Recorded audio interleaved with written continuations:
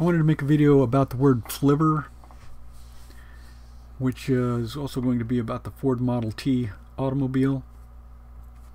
I tried to do this once before and something went wrong, and YouTube was not able to process the video. So I'm going to try this again. As you can see right here, the definition means a small, cheap, usually old automobile. So it probably didn't mean old in the very beginning, because it was being referred to an automobile that was still quite new, but later on that's what it meant. And then still later it came to mean to fail. It changed from a noun to a verb and meant to fail, but I'll get to that later.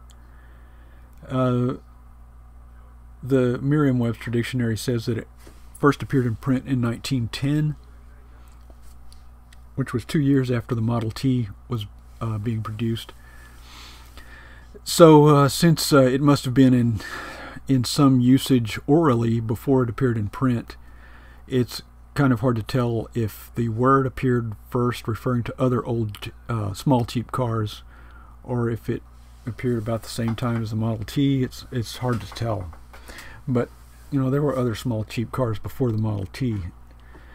It's just that the Model T kind of changed how cars were produced and what they were produced for, and was an extremely popular and common automobile that a lot of people owned.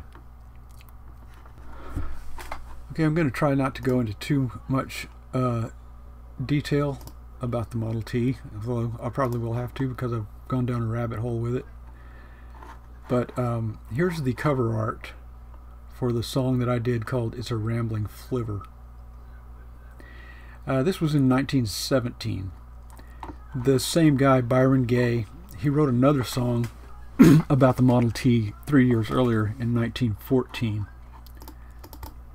which was called, and some reason my tabs disappear sometimes on this thing, it was called The Little Ford Rambled Right Along.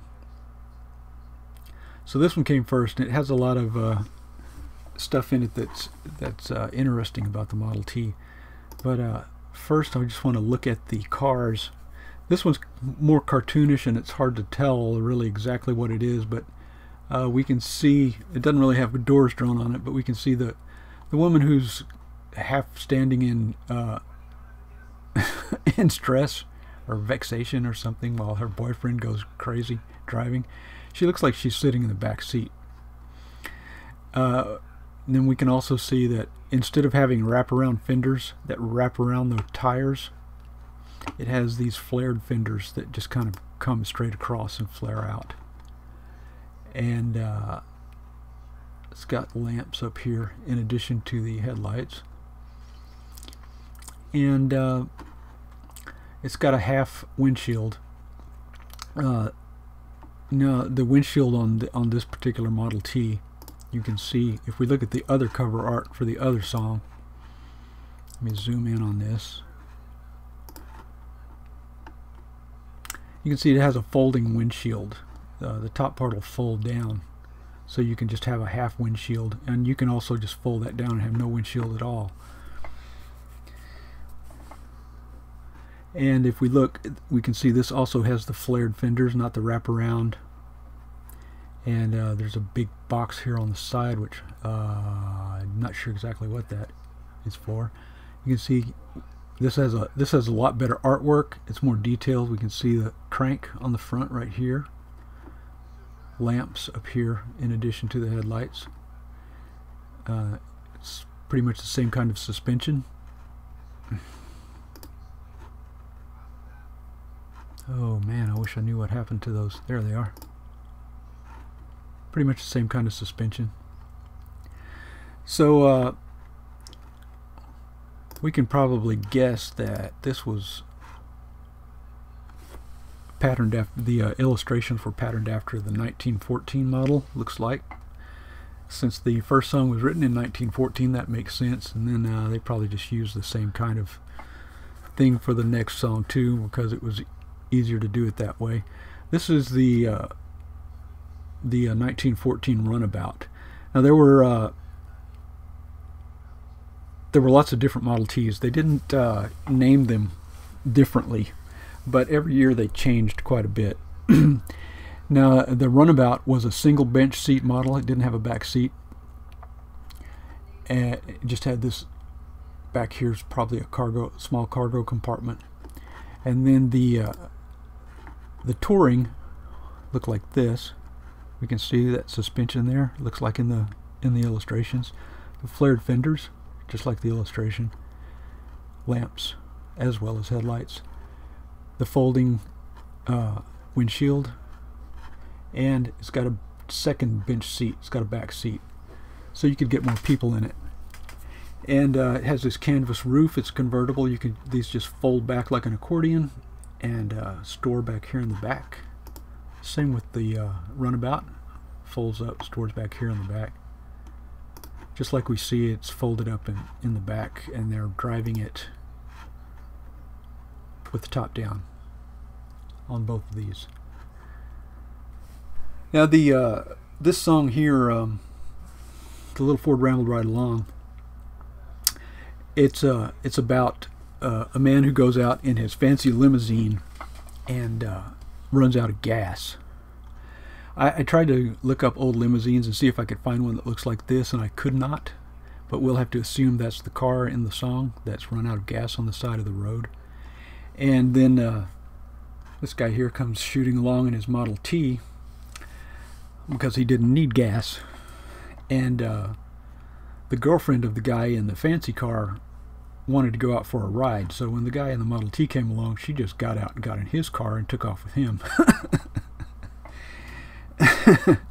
Leaving her old boyfriend behind to work on his car.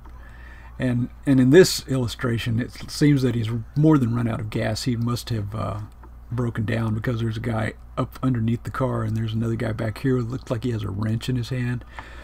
and then here comes another Model T right here, and you can kind of see, let me see if I can zoom in a little bit more.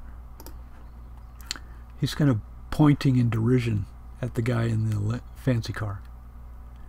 And there's yet another Model T coming along back here, it looks like. and over here, it appears to be a horse or a mule, maybe a cow, hiding behind this utility pole to get out of the way of all the Model Ts coming down the road. And I don't know for sure what that is in the road there, if he ran over something, but we can see right here there's a chicken scrambling madly to get out of the way of his Model T as he shoots by. And in this one, instead of a chicken, we have a dog scrambling madly to get out of the way. And in this one, you know, the rambling Flivver, he appears to just be driving through somebody's field, and the farmer appears to be kind of waving his pitchfork in agitation. And then this guy back here has kind of a shocked expression on his face at the guy in the Model T shooting through there. Let me zoom back out to make this easier to look at. Okay, let's see.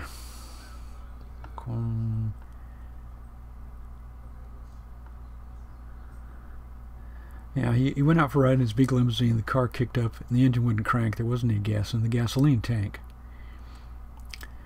Just about that time along came Nord, and he rambled right along in his little old Ford, and he stole the guy's girlfriend, and the little Ford just rambled right along.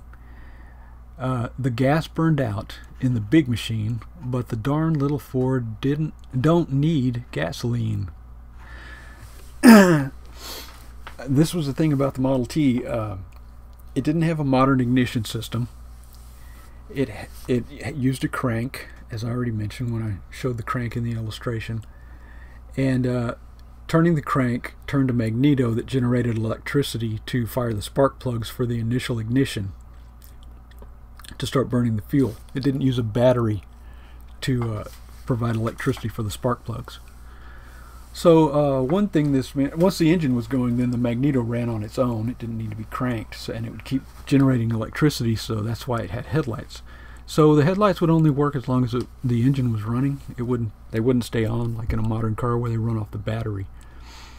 And another quirk of this having a crank start instead of a battery start meant that it could run on fuel that had a lower ignition point than gasoline.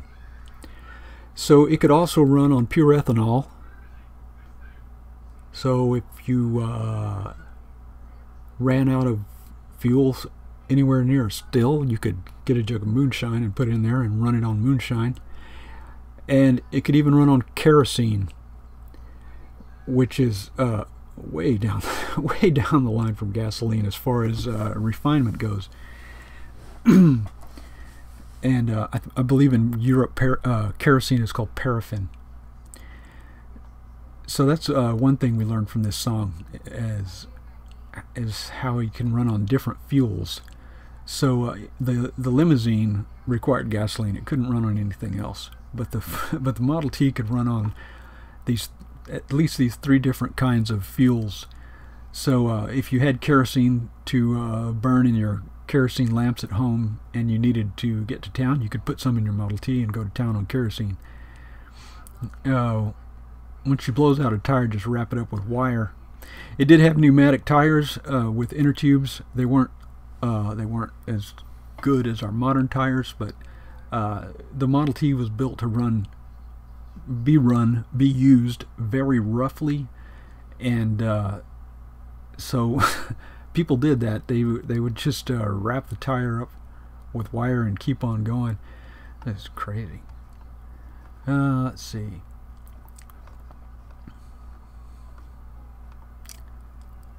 And the third stanza in here is a bunch of stuff about how people treated them so badly. Actually, the second stanza is like that too, about running into fences and telegraph poles. Sorry, not telephone poles. Telegraph poles and deep chuck holes and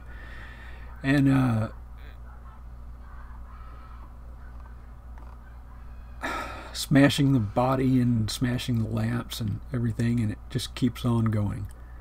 And that's how they were, because they were meant to be used by anyone. They were an everyman vehicle. They wanted to make them so that anyone could afford them and use them wherever they happened to live, no matter what kind of conditions they had to run in, no matter how good or bad the roads were, and all that kind of stuff.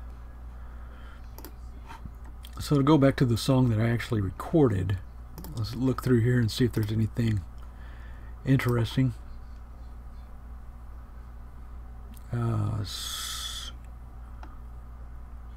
Doggone thing is noisy as the deuce.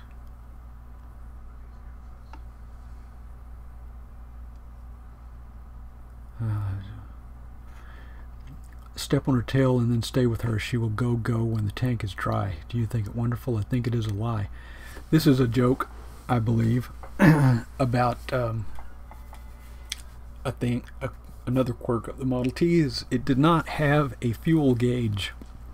It didn't have a fuel gauge on the dashboard like we're used to having now, and it didn't even have a dipstick that went into the gas tanks that you could pull out and check your fuel level by looking at a dipstick. You just had to guess. So you did your best to keep fuel in it, and hope you didn't run out somewhere where that you couldn't pour something in it that it would be able to burn.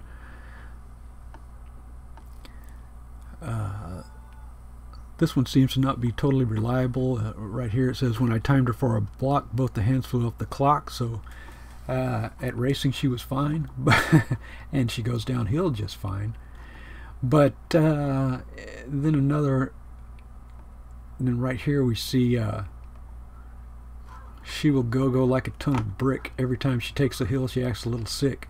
It didn't have a super powerful engine. It was a 20 horsepower engine, and if you were on level ground it could hit about 40 to 45 miles an hour, but normal cruising speed would probably be 30 to 40 or even less if you were going uphill and running it on kerosene or something like that that didn't burn as efficiently as gasoline. So moaning and groaning, still a kicking to the last, but it just kept on going.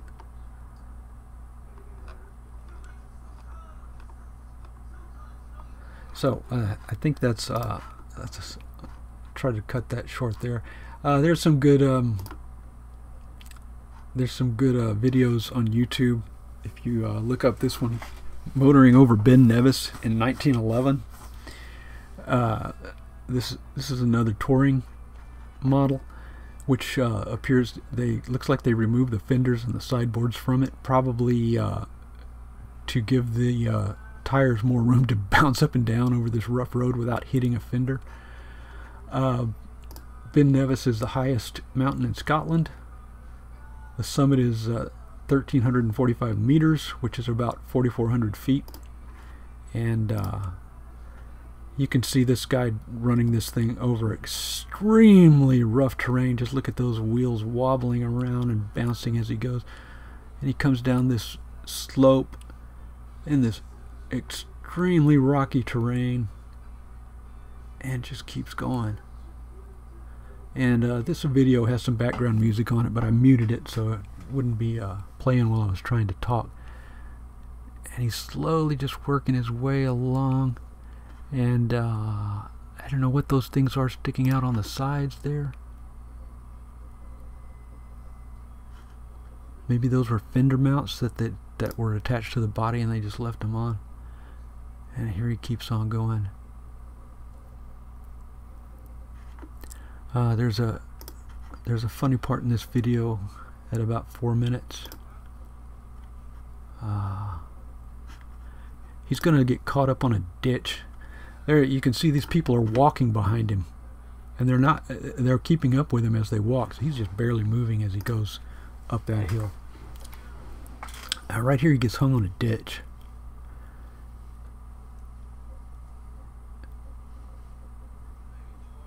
And there he goes. Now he gets hung up. Now he's going to be able to back up, but he gets his front wheels hung, and then they probably push it off by, 3 or 4 of them get on there and push it off so he can be out of the way.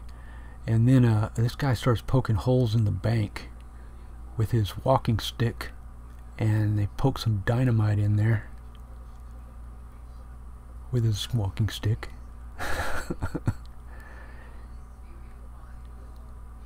And another stick. I don't know how many they put in there, but they blow it up.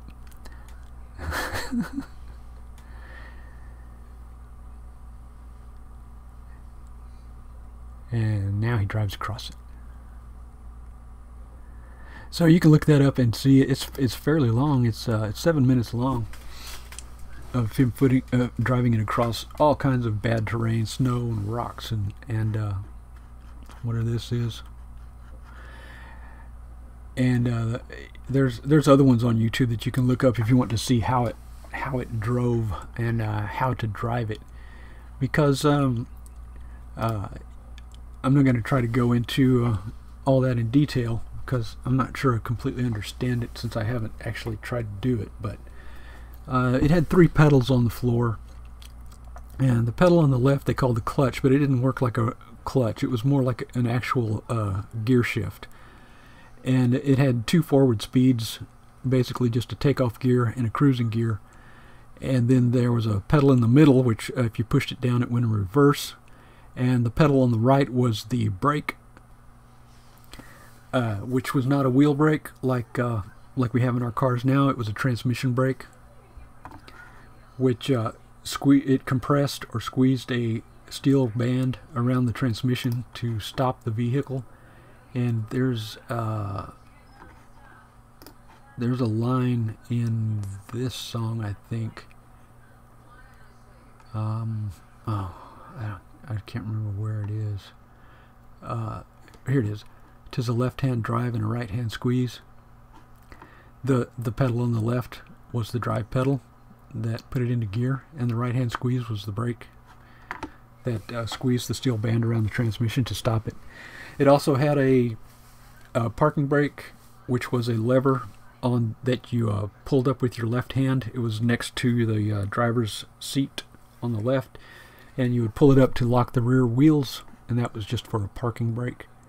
And then the gas, the throttle, instead of being a pedal, it was a small lever attached to the steering column, and you would pull it down toward you to accelerate or to increase the fuel, and push it up away from you to decrease the fuel.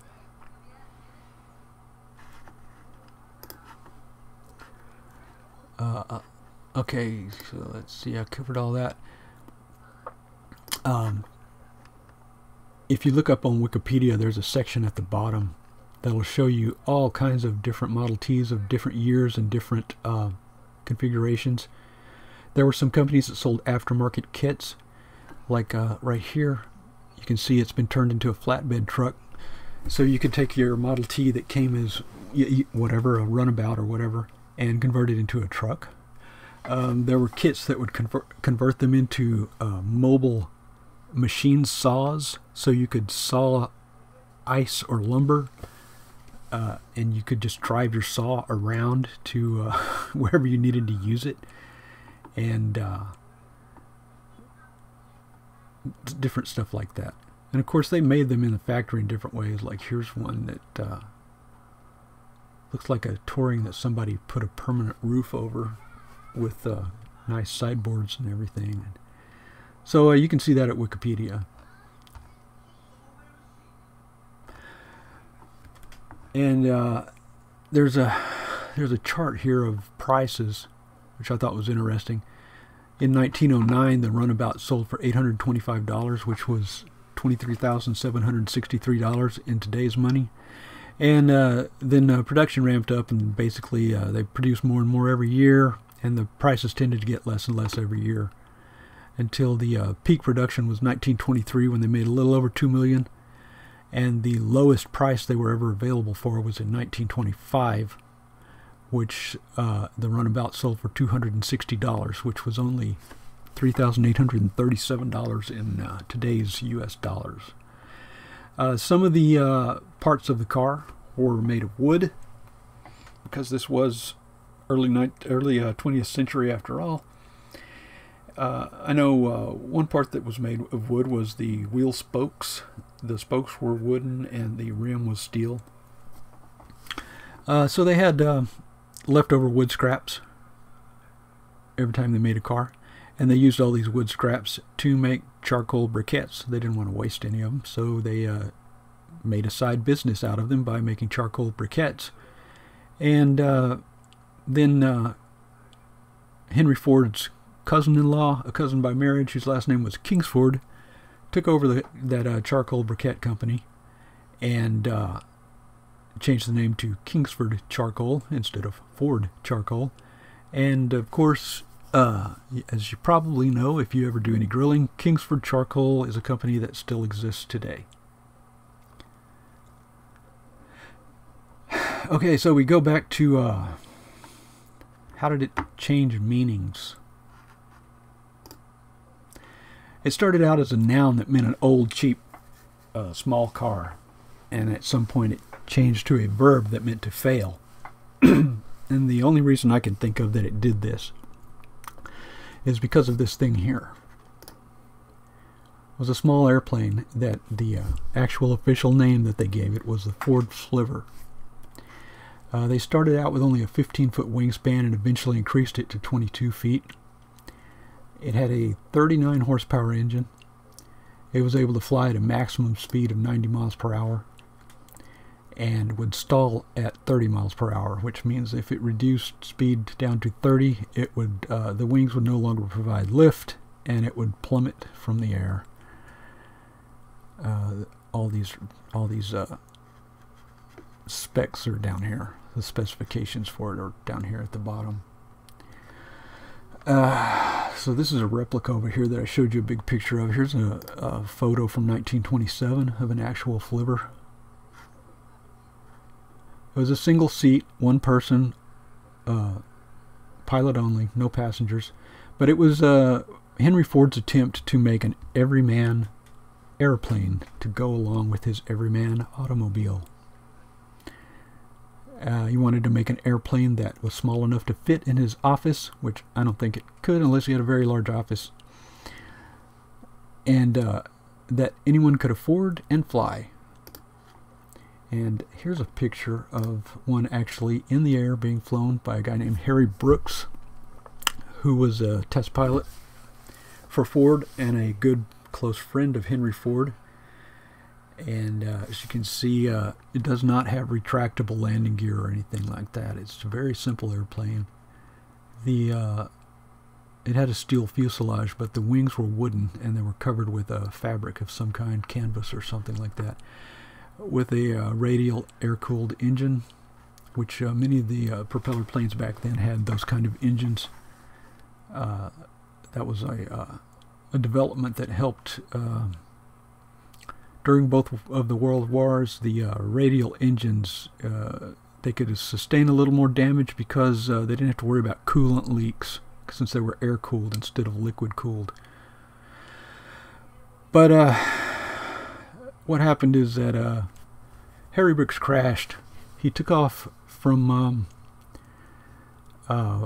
Melbourne, Florida, and the motor quit not long after he got into the air, and he crashed into the Atlantic Ocean. And some debris of the airplane later washed up on the shore, but Harry Brooks's body was never found. He was never seen again. And he was actually a close friend of Ford, and it affected Ford pretty badly, so he stopped the production and development of the Flivver, and that was the end of the Ford Flivver, and the end of Ford trying to make a small, affordable, everyman airplane. They all look pretty much the same. There was only 5 prototypes made. Some other people have made replicas and stuff. Now, this is one that's hanging in the Ford Museum, and there's another very short video on YouTube where someone just walks around it videoing it with his phone, so you can see that video if you want to look it up, and you can see it from a few different angles. And here's another one that's in another museum. You can see that the propeller is also wooden, which gives me the heebie-jeebies of wooden propeller. Yikes. So I think the disastrous failure of the Flivver airplane is what changed the definition of Flivver from a small, cheap old car to a failure. To fail. Something that fails. And I think that's all I'm going to say about it. My last video was quite long. Hopefully this one won't be quite as long. Yeah, it's going to be about the same length, but maybe it won't crash like the other one did. So I thought this was interesting when I started looking up the word Flivver to try to find out the etymology. You know, I couldn't find anything totally conclusive, as I already said, but I found out about this airplane that they had tried to make, which I think was a cool idea, even though it was a failure and cost the life of Henry Ford's friend and the test pilot. So, I guess that's all I have to say. Thank you very much.